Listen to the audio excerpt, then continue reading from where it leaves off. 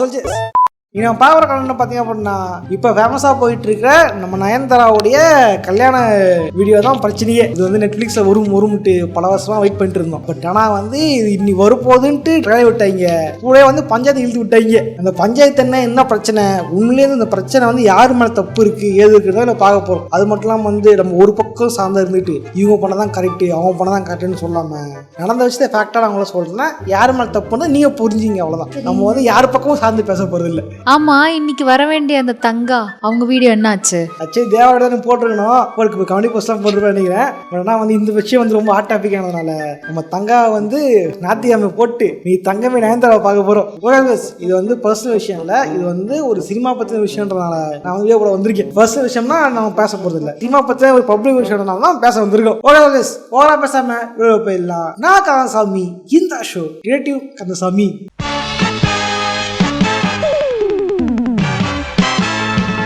இந்த பிரச்சனை எங்கே ஸ்டார்ட் ஆச்சுன்னு பார்த்தீங்க அப்படின்னா 2015 ஸ்டார்ட் ஆயிடுச்சு. ஏன்னா வந்து 2015 தான் நானும் ரவுடி தான் அப்படின்ற படம் வந்து வந்திருக்கும். ஆக்சுவலாக நானும் ரவுடி தான் படம் வரதுக்கு முன்னாடி நயன்தாராவோ விக்னேஸ்வரனோ வந்து யாருன்னா தெரிஞ்சிருக்காது. அந்த படத்தில் தான் 2 பேர் லவ் பண்ணாங்க. அந்த படம் ரிலீஸ் ஆகும்போது டேரக்டரும் நயன்தாராவும் லவ் பண்ணிட்டு இருக்காங்க, 2 பேர் டேட்டிங் போறாங்கன்ற மாதிரிலாம் அரசு நியூஸ் வந்துட்டு இருந்துச்சு. சில அவங்களே போட்ட போட்டோ எடுத்து நியூஸ் சேனல்ஸ்ல போட்டும் இருந்தாங்க அந்த காலத்தில். இந்த படத்தோட ப்ரொடியூசர் தான் நம்ம தனுஷ். ஆக்டர் தனுஷோடைய ஒண்டர் ப்ரோ ஃபிலிம்ஸ் தான் இந்த படத்தை வந்து ப்ரொடியூஸ் பண்ணிருப்பாங்க. அந்த டைம் தான் வந்து இவங்க அங்கேயே லவ் பண்ண ஸ்டார்ட் பண்ணாங்க அப்படின்ற மாதிரியும் அங்கே இருந்த சில கிளிப்பிங்ஸ்லாம் வந்து பிகின்ஸ் இன் விஷுவல்ஸ்லாம் வந்து வச்சிருந்தாங்க, எடுத்துருந்தாங்க. பட் இவங்க வந்து பல வருஷமா லவ் பண்ணிட்டே இருந்துட்டு கடைசியா 2022 தான் வந்து கல்யாணம் பண்ணியிருப்பாங்க. பட் கல்யாணம் பண்ணது சாதாரணமாக இல்லாமல் இந்த கல்யாணத்தையே வந்து ஒரு படமாக எடுப்போம், இந்த படத்தை நெட்ஃப்ளிக்ஸில் விடுவோம் அப்படிதான் நயன்தாரா விக்னேஸ்வரன் தம்பதி நடுவில் வந்து பிளான் பண்ணியிருப்பாங்க. அந்த பிளான் பண்ணபடி தான் வந்து அந்த படம் நாளாக கடப்பிலே கலந்துச்சு எடுத்துட்டு நெட்ஃப்ளிக்ஸ் போறோம்ட்டு பல பேர் வெயிட் பண்ணிட்டு இருந்தாங்க. படத்துக்கான ட்ரெய்லர் வந்துச்சே தவிர படம் வந்து வரவே இல்லை. ஒன்றும் வரல, வந்துச்சா படம் இது என்ன காமெண்ட்னா அதெல்லாம் தெரியாதுங்க, நடிக்காத சத்தியமா சொல்லி ஃபாலோ பண்ணலன்னு பண்ணிருக்கேன். அப்படியே நல்லவ மாதிரி நடிக்குது. இப்ப நீ வந்து என்ன எப்போ ஏதுன்னு என்கிட்ட கேட்டா வந்து உனக்கு தெரியாதுன்னு அர்த்தம். இது கூட தெரியாமல அவங்க கூட இருக்கேன்.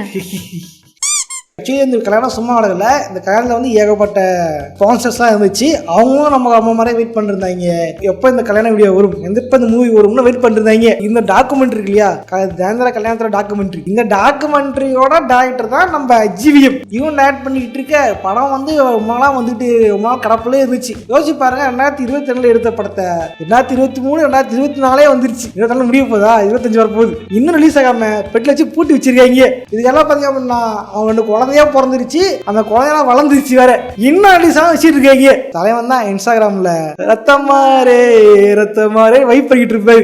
அழகா அட பாட்டே மாத்தி சொல்லிடுறேன். என்ன இப்போ பாட்டு சேஞ்ச் பண்ணிட்டாங்க. என்ன பாட்டு? ரத்தத்துல இரு மகன்களை சுருள் முடியுடன் இரு மகன்களை, இந்த ஆபாச படம் லிரிக்ல அரசமா வச்சிருக்காரு. அது லவ், இது பக்கத்துல படுக்கணும்ன்றது லவ்வா? அதுக்கு நீ அதுலயே ஏன் இருக்கேன், அதை விட நிறைய லிரிக்ஸ் இருக்கு. he is expressing his love. பக்கத்துல படுக்கிறது லவ்.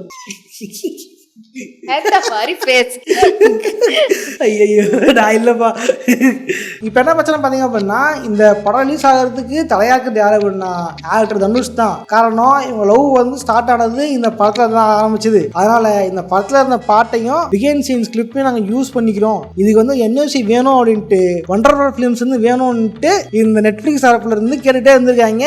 பல நாளா, பல வாரமா, பல மாசமா, வருஷமா. பட் இன்ன வரைக்கும் ஈத்து அடிச்சிட்டு இருக்காங்க, இன்னும் இன்வாய்ஸ் தர மாட்டேங்கிறாங்க அப்படின்னு சொல்லப்படுது. என்ஓசினா எங்களுக்கு பிரச்சனை இல்லைங்க, இருந்தாங்க வச்சுங்க அப்படின்னு சொல்ற ஒரு பெண் சர்டிபிகேட் தான் இது. பட் அதை கொடுக்காம வந்து தனுஷ் பல வருஷமா ஈத்து வச்சிட்டு இருந்தாரு அப்படின்ட்டு வந்து நயன்தாரா சொல்லிக்காங்க. 3 பக்கத்துக்கு வந்து போஸ்ட் போட்டிருக்காங்க. அதாவது நாங்க வந்து பல வருஷமா கேட்டுக்கிட்டு இருக்கோம், நீங்க வந்து பல வருஷமா கொடுக்க மாட்டேன்னு சொல்றீங்க. இது மட்டும் இல்லாம நாங்க கேட்கறது வந்து இந்த மியூசிக் மட்டும் இல்லாம அந்த படத்துல இருந்த பிகின் சீன்ஸ், அதாவது இவர் வந்து விக்னேஸ்வரன் வந்து டிஸ்கஸ் பண்ணிட்டு இருப்பாரு, இந்த சீன் நடக்க போகுது, என்னென்ன சீன் எடுக்க போறோம்ன்றத சொல்லிட்டு இருப்பாரு. இந்த சீன் தான் வந்து எடுத்து அந்த விஷுவல இருந்திருக்கும். இந்த விஷுவல வந்து அந்த நெட்ஃபிளிக்ஸ் ஸ்டுடியோல போடுறதுக்கு வந்து இவர் வந்து 10 கோடி கேட்கறாரு. இது சின்ன கிளப்ப 10 கோடி கேட்கறது ரொம்ப அதிகம். அதுவும் இல்லாமல் இவர் சினிமா இண்டஸ்ட்ரியில் நீங்கள் உங்கள் பிரதரோட சப்போர்ட் உங்கள் ஃபாதரோட சப்போர்ட்டால் வந்தீங்க. நாங்கள் அப்படிலாம் வரல. அந்த படம் எங்களுக்கு ரொம்ப ஸ்பெஷலான படம். பிகாஸ் அதுலேருந்து தான் அவங்க லவ் பண்ண ஸ்டார்ட் பண்ணாங்க. அந்த சாங்ஸ் அந்த மூவியே அவங்களுக்கு ரொம்ப ஸ்பெஷலாக இருந்திருக்கும். பட் அதுக்கும் இவங்க வந்து 10 crores காம்பன்சேஷன் கேட்குறது வந்து மனசு ரொம்ப கஷ்டமாக இருக்குது. நீங்கள் இந்த மாதிரி ஆடியோ லான்ச்சில் வந்து வாழுங்க வாழ விடுங்க அப்படின்ட்டு நிறைய ப்ரீச் பண்ணுறீங்க. பட் நீங்கள் ப்ரீச் பண்ணுறத ஃபாலோ பண்ண மாட்டேங்கிறீங்க. ஆடியோ லான்ச்சில் பேசுறதை மட்டும் அதில் பாதி கூட நீங்கள் ரியல் லைஃப்பில் ஃபாலோ பண்ண மாட்டீங்கன்ட்டு அந்த லெட்டரில் நிறைய சொல்லியிருந்தாங்க. இன்னும் அவங்களோட ஆதங்கத்தை வெளியே கொட்டியிருந்தாங்க. ஆமாம், நீங்கள் பர்சனல் கிரட்ஜை வச்சுக்கிட்டு இப்படி பழி வாங்குறீங்க. பர்சனல் கிரட்ஜ்னா தனிப்பட்ட விருப்பு வெறுப்பு தனிப்பட்ட விருப்பு வெறுப்புலாம் காட்டுறீங்க. இது வேணும்ட்டு தான் மஞ்சஸ் பண்றீங்கன்ட்டு நயன்தாரா வந்து போஸ்ட் போட்டிருக்காங்க. 3 பேஜ் போட்டாங்கல்ல அந்த போஸ்ட். அது ஒவ்வொரு பேஜையும் எடுத்து ஒரு ஸ்டோரியா போட்டு கூட வந்து இந்த லீகல் நோட்டீஸ் அனுப்பிச்சாங்க தெரியுமா? அந்த நோட்டீஸையுமே வந்து ஸ்டோரியில போட்டு இருந்திருப்பாரு நம்ம விக்னேஷ் சிவன். அண்ட் வந்து ஒரு ஆடியோ லான்ச்ல தனுஷ் பேசியிருப்பாரு, ஒருத்தவங்களை பிடிக்கும்ன்றதுக்காக இன்னொருத்தவங்களை வந்து ஹர்ட் பண்றீங்க, அது ரொம்ப நெகட்டிவிட்டி, எதுக்கு நெகட்டிவிட்டி எல்லாம் ஸ்ப்ரெட் பண்றீங்க, வாழ விடு அப்படின்லாம் சொல்லி இருந்திருப்பாரு. அந்த வீடியோல வந்து அந்த லாயர் அந்த லீகல் நோட்டீஸை பேஸ் பண்ணி நம்ம விக்கி போட்டிருப்பாரு. அப்புறமா விக்னேஷ் சிவன் வந்து அவர் ஸ்டோரியில வந்து ஸ்ப்ரெட் லவ் சார் அப்படின்னு போட்டிருப்பாரு. லவ் சார் லவ் ஆக்சுவலி என்னன்னு தெரியல. தலைவன் வந்து இளையராஜா தெரியல. தலைவன் வந்து இளையராஜா பயோபிக் நடிக்க போறான்ட்டு சொன்னாலும் சொன்னாரு. தலைவன் வந்து கேரக்டரே அதை மாதிரிட்டாரு போலகுது. அதான் காப்பி போலகுது. இப்போ என்ன பிரச்சனை அப்படின்னா ஆடியோ எடிட் முடிஞ்சிருச்சு. அவங்க பிளான் பண்ணபடி பார்த்தீங்க அப்படின்னா நானோட சேனலில் வந்து சாங்ஸு அதில் வந்து கிளிப்பிங்ஸ்லாம் யூஸ் பண்ணி தான் வந்து அந்த டாக்குமெண்ட்ரி வந்து அங்கே எடுத்துருக்காங்க. லவ் ஸ்டார்ட் ஆச்சுன்றனால கண்டிப்பாக அதை காட்டி தானே ஆகணும். இப்போ அது இல்லைன்றனால அந்த போர்ஷன்லாம் கட் பண்ணிட்டு இந்த நானும் நோடிதான் படத்தோட சாங்ஸ் எல்லாம் கட் பண்ணிட்டு ரீஎடிட் பண்ணி தான் அப்லோட் பண்ணுற மாதிரி ஒரு சிச்சுவேஷன் வந்திருக்கு அப்படின்ற மாதிரி வந்து சொல்லியிருந்திருக்காங்க. இது மட்டும்லாம் வந்து பர்சனல் வெஞ்சன்ஸ்லாம் காட்டாதீங்க அப்படின்ற மாதிரி சொல்லியிருக்காங்க. பட் இதுதான் வந்து இங்கே டாக் அவுட் ஒன்னாவே இருக்குது. யாரையும் தெரிஞ்சிருக்கோம் நம்ம தனுஷ் பத்தி. ஊர்ல எவன் டைவர்ஸ் சொன்னாலும் சரி இவரு தான் காரணம், இவரால் தான் ஆச்சுன்ட்டு இவரை போட்டுல கலாச்சிட்டு இருப்பாங்க. திடீர்னு யாராவது டைவர்ஸ் அனௌன்ஸ்மெண்ட் பண்ணா அவங்க கூட வந்து எங்க போட்டோ இருக்கும் இல்லையா, போட்டோ திருப்பா தெரியுமா, அந்த போட்டோ எங்கேயாவது கண்டுபிடிச்சி எடுத்துட்டு வந்து பாத்தீங்களா இவரு தான் காரணம்ட்டு பல பேர் வந்து மீம் போட்டு கலாய்க்கிறத பார்த்துருப்பீங்க. மிஸ்டர் டி இவரு தான், இவரு இப்பதான் mister D, D for Dhanush இல்ல டி ஃபார் டைவர்ஸ் அப்படின்ட்டுலாம் வந்து பல பேர் கலாச்சிருப்பாங்க. பட் ஜோக்ஸ் அப்பார்ட் நீங்க யோசிச்சு பாத்தீங்க அப்படின்னா இந்த பக்கம் தப்பு சொல்ல நியாயம் பார்த்தா 2 பக்கமே இருக்குது. சரியா சொல்லலாம் அப்படின்னா இந்த நான் சொல்ல ட்விட்டர்ல பல பேர் இதை நான் கவனிச்சேன். என்ன பண்ணா தனுஷ் பண்ணது வந்து தப்பு கிடையாது, அவர் பண்ணது சரிதான். அவர் வந்து ஒரு ப்ரொடியூசர் கிட்ட ரைட்ஸ் இருக்குன்னா அந்த ரைட்ஸை பயன்படுத்தி அவர் காசு செய்யறதுக்கு அவருக்கு ஃபுல் ரைட்ஸ் இருக்கு. அந்த உரிமையினாலதான் வந்து அவர் கேட்கறாரு. அது மட்டும் இல்லாம நயன்தாராவோட கல்யாணம் இருக்கு இல்லையா, கல்யாணம் இந்த டாக்குமெண்ட்ரி இல்லையா, இந்த டாக்குமெண்ட்ரி அவங்க வந்து சும்மா தூக்கி நெட்ஃபிளிக்ஸ் கொடுக்கல, ஒரு சடன் அமௌண்ட் வாங்கிட்டு தான் இது டாக்குமெண்ட்ரி எடுத்து அவங்க கிட்ட பிளான் பண்ணி கொடுத்துருக்காங்க. ஸோ அவங்களும் ஃப்ரீயா ஒன்றும் தராதப்ப இவர் மட்டும் ஃப்ரீயா கொடுக்க முடியும் அப்படின்னு தான் வந்து பல பேர் கேட்கறாங்க. இது மட்டும் என்ன கொடுமைன்னா அந்த டைம் வந்து கல்யாணம் நடக்கும் பொழுது பத்திரிக்காரங்க உள்ள போனை வாங்கிட்டாங்களாமா, அங்க போனை வாங்கிட்டாங்களாமா.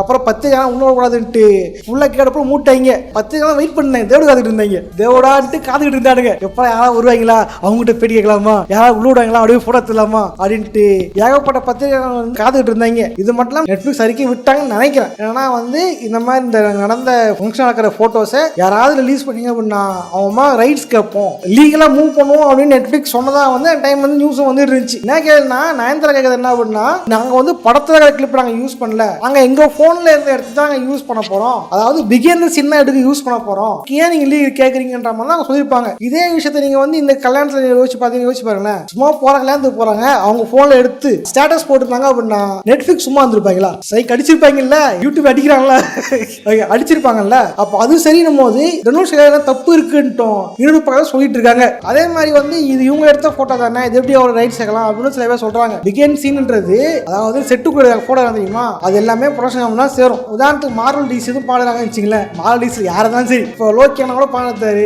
கூலி, அது லீக்கேஜ் பிரச்சனை பண்ண தெரியுமா, அது மாதிரி தான் ஒரு ஏதாவது படம் எடுத்துக்கிட்டாங்கன்னு வச்சுங்களேன், அங்க யாராவது குரு மெம்பரத்துக்கு போறாங்க சும்மா அதில் போறாங்கன்னு வச்சுங்க, அவங்க போன்லேயே எடுத்தாலுமே கூட மெமரியா எடுத்தாலுமே கூட லீகலா அவங்க வெளியிடவே கூடாது, பொல்யூஷன் கம்பெனியோட ஒரு அனுமதி இல்லாம வெளியிடவே கூடாது. ஸோ வந்து அது நீங்கள் உள்ளே எடுத்தாலுமே அது எவ்வளோ சொன்னோன்ற மாதிரி தான் கணக்காகும். ஸோ அந்த அடிப்படையில் மாதிரி கேட்குறாரு அப்படின்னும் ஒரு தரப்பு சொல்லப்படுது. பட் என்னன்னா அந்த படம் வந்து 10 வருஷம் ஆயிடுச்சு.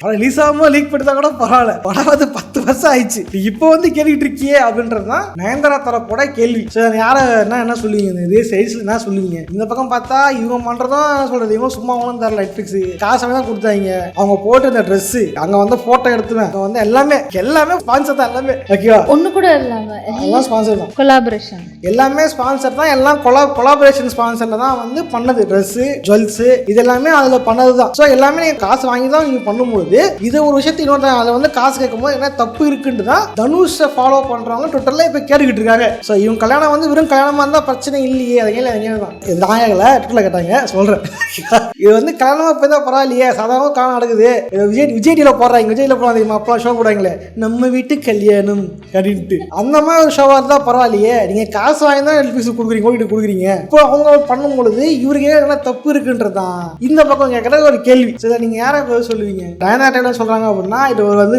ஃபர்ஸ்ட்ல வெஞ்சன்ஸ் காட்டுறாரு, அதாவது கிரட்ஜ் ஹோல்ட் பண்ணிருக்காரு, அதாவது அடுத்தவங்க கஷ்டத்துல வந்து இது வந்து இன்பம் காண்றாரு. ஒரு ஏதாவது ஒரு ஜென்மன் வேர்டு இருக்கு போல, படம் தெரியலையா, கீழே போட்டு விடுறேன், இந்த கூகுள் பண்ணீங்களே பாருங்க. அந்த கூகுள் பண்ணா வந்து அடுத்தவங்க துன்பத்துல வந்து இன்பம் காண்றவங்க, அது ஸ்பைடர்ல எஜஸ் வேற தெரியுமா, அந்த மாதிரி அடுத்த துன்பல வந்து இன்பம் காண்றீங்க, அடுத்த மகிழ்ச்சி பாருங்க, மகிழ்ச்சி அதுல வந்து இன்பம் காணுங்க அப்படின்ற மாதிரி நயன்தாரா போட்டிருப்பாங்க. இது வந்து பாத்தீங்கன்னா ஓகே ஃப்ரெண்ட்ஷிப் எல்லாம் இருக்கலாம், ஆனா பிசினஸ் வரும்போது இதை பிசினஸ் தான் ஹேண்டில் பண்ணணும் போது இந்த மாதிரி ஒரு விஷயம் வந்து சொல்லப்படுது தனுஷோட ஃபேன் சைட்ல இருந்து. அப்படி என்ன சொல்றாங்க அப்படின்னா வந்து பர்சனல் வெஞ்சன்ஸ்ன்ற மாதிரி தான் அவங்க பேசியிருக்காங்க. இது ஏதோ சொல்றேன், இத்தனை நாளா வந்து ஃப்ரெண்ட்ஸ் தான் இருந்தாங்க. சரியா சொன்னா எதிர்நீச்சல் படம் சொல்லலாம். எதிர்நீச்சல் படம் சிவகார்த்திகேயனை வச்சு நம்ம தனுஷ் வந்து ப்ரொடியூஸ் பண்ண படம் தான் வந்து எதிர்நீச்சல். அந்த படத்துல வந்து நம்ம தனுஷ் கேட்டாருன்றதுனால ஒரு பாட்டு வந்து டான்ஸ் ஆடி கொடுத்துட்டு போயிருப்பாங்க நம்ம நயன்தாரா. அது அவங்க சம்பளம் வாங்கலன்னு சொல்லப்படுது, என்னன்னு தெரியல. இதுல வந்து நயன்தாரா தான் எங்களுக்கு ஃப்ரெண்டு. நயன்தாரா அவங்க தான் ஃப்ரெண்டுனால அவங்க மட்டும் தான் வந்து ஆகணுங்கிறீங்க? இல்லை, அவங்க தான் எங்களுக்கு வந்து எதிர்நீச்சல்லாம் கேட்கும்போது யோசிக்காம வந்து ஒரு பாட்டு ஆடி, அவங்க காசு கூட வாங்கிக்கல, நம்ம பணம் கூட வாங்கிக்கல, ஜஸ்ட் கேட்டோம் அப்படிங்கிறதுக்காக. she just said you are my friend, I won't take money from you, வந்து ஃப்ரீயாக பண்ணி கொடுத்தாங்க. இப்படி ஒரு கேட்டான்றதுக்காக வந்து ஒரு பாட்டு அடிச்சு கொடுத்துட்டு போயிருக்காங்க அப்படின்ற அளவுக்கு வந்து ஃப்ரெண்ட்ஷிப் இருந்துச்சு அந்த டைம். பட் இந்த அளவுக்கு ஃப்ரெண்ட்ஷிப் இருந்தவங்க இப்போ வந்து பர்சனல் காட்டுறாரு, அடுத்தவங்களோட அழுகைகளை வந்து இன்பம் காட்டுறாரு, இது மாதிரிலாம் அவங்க சொல்றாங்க அப்படின்னா அவங்க உள்ளுக்குள்ள பர்சன் நடந்துச்சு அப்படின்றத அவங்க வெளியே சொல்லலை அப்படின்றதுனால நமக்கு அது என்னன்னு தெரியல. சரி, ஓகே, எது இருந்தாலும் சோல்ஜர்ஸ் நீ இதை பத்தி நீங்க நினைக்கிறீங்க அப்படின்றத வந்து கமெண்ட் பண்ணுங்க. இந்த விஷயத்துல யார் பக்கம் நியாயம் இருக்குது, யார் பக்கம் சரி இருக்குது அப்படின்றத பத்தி நீங்க வந்து கமெண்ட் பண்ணிட்டு போங்க.